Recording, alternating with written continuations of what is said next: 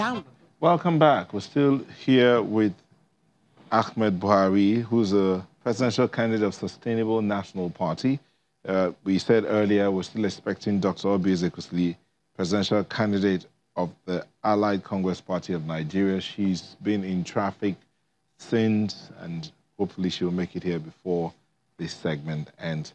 So before we went on that break, you were talking about the mindset of the people, how to change that mindset.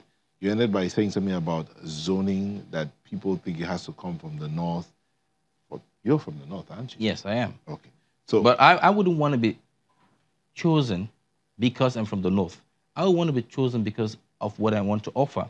And that is why we want the people to understand that competence must reign over every other thing. That is the only time that people can see the right kind of leadership or the right kinds of persons occupying offices, because there's delivery. But when you actually describe yourself as detribalized. I am detribalized. Do you speak Yoruba? I speak Yoruba. I've lived in Lagos for 15 years. Okay. Do you understand Igbo?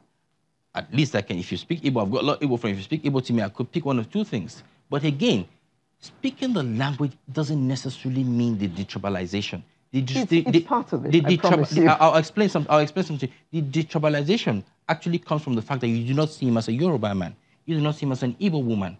You see them as people.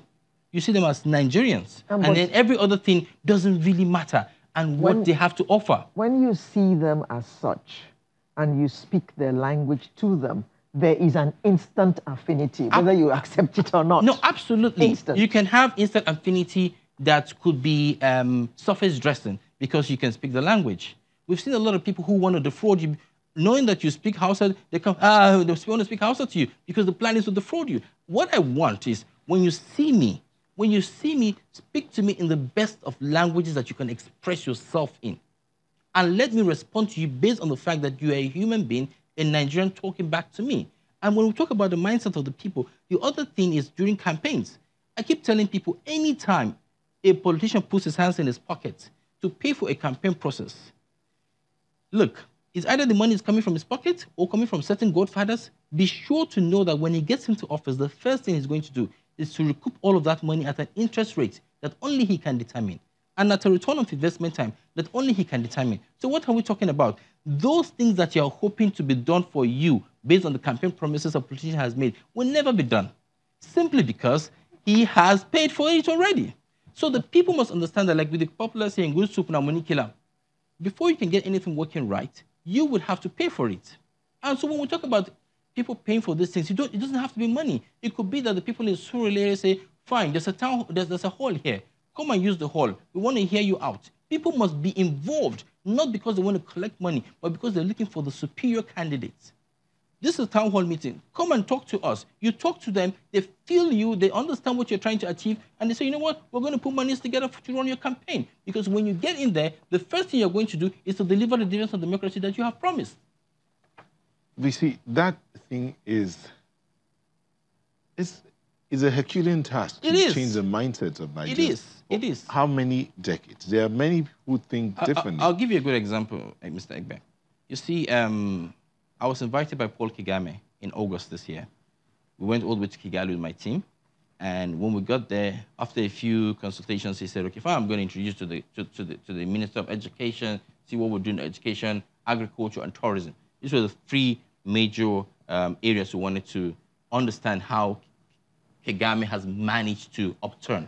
Not to forget that this is a country that just came out of a genocide where over 4 or 5 million people were butchered, where every single family would tell you somebody in my family died. These people do not talk about the genocide no more. These people do not identify themselves as Tutsi or Hutus. They don't care. You ask them, are you a Tutsi? Or, no, I'm a Rwandan. And this is the mindset that has been recreated in these people. Look. But hold on, they don't talk about the genocide anymore. Is it that it's not part of their history? It's part of their history. So when you go there, when you see museums that have been developed, mass graves that have been shown to the people, reasons why these people died, how the people that orchestrated these atrocities are being treated by law. Some of them have been forgiven. Some of them have had to go through counseling because they can't even forgive themselves. Families that have been affected have had to go through counseling. But the most important part is even generations to come will see the mistakes that they made at some point in their history and never to let them reoccur. But today, we're talking about a country like Nigeria, that our civil war happened about 45, 50 years ago, but you still see people who will go to the southeast this December, and their mothers and grandmothers will tell them, look, that is your father, he was killed, like it happened yesterday. We haven't healed. We have to move on. We have to reconcile.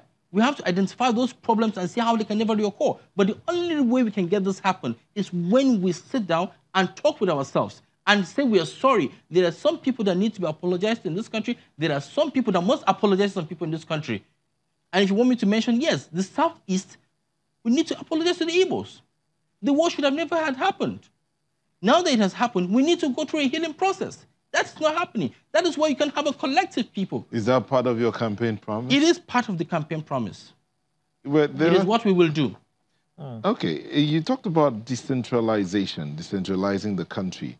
But in the course of talking about, you mentioned issues of religion, ethnicity. Yes. You talk about leaders who show their affinity to one religion or one ethnic group. In decentralizing the institutions in this country, yes, are there any institutions? They do exist, and they've got lovely frameworks attached to them, by the way. So when you try to hit on Nigeria's governance or the ministries and everything, you go there, it's a beautiful structure, but you know why it's not working? Because it's been politicized. You know why it's not working? Because it's heavily centralized in the center. Do you know why it's not working? Because we've not been able to manage how well we apportion responsibilities to the different arms of government. You know why it's not working? Because as I sit down to talk to you right now, we still have a country and a people who will tell you, oh, you know what? They didn't put my brother. Nobody from my local government is in the government, is in this government. Why do you want somebody from your local government? So that you can have access to go to his house to ask for money? That is the problem. We must recognize that the politicians are not just the problem. We are the people that are actually the problem. I've met people who will tell me that, look, I have to steal extra money because the people expect a lot from me. But if I have to go through what I'm supposed to do, I cannot meet up with them. So I have to go somewhere, get this extra cash so that I can sort the people. So there's this mentality that we have actually inculcated. So the blame is on the people? It's on all sides. It's on all sides, absolutely. Because first of all, you're not supposed to steal. Secondly, you're supposed to tell them the truth. But then the government has to be more expressive. And you see, communication is key. And when we talk about all of this ethnicity, religion, I keep trying to tell people that hate is not the first enemy of love. It is fear, because fear destroys our ability to trust. And this fear has been, fueled by our silence on some parts or our inactions on some parts, because there are three things you can do. You can actually say yes, you can actually say no, you can actually say nothing. All these are decisions, but you have to say something, and you have to say something that would favor the people that you're governing. These are the problems. And so when we talked about age, some people, I remember you read some tweet to me out earlier where you said some people say, we want young people to run for lower offices. The truth of the matter is that age is not a function of good leadership. You can be old and not perform. You can be young and not perform. And it could be vice versa. The most important thing for us to do here is to stop for a second and listen. Where do we truly want to go to as a people? Where do you want? Right. You spoke about the mindset of the people. Yes. And how they expect you to steal. Yes. How do you intend to actually get into office when you don't intend to do what the people expect you to do? Because a lot of them are going to fall behind you because of what they can get from you. This is because there's been huge, lazy mentality that has been inculcated in our systems. There are a lot of people who are excited about this campaign year, not because they're expecting to see new kinds of leadership, but because they know that this period of money will flow. So since money will flow, oh good, it's going to rain for 3 weeks, and then we'll go on drought again. This is a problem.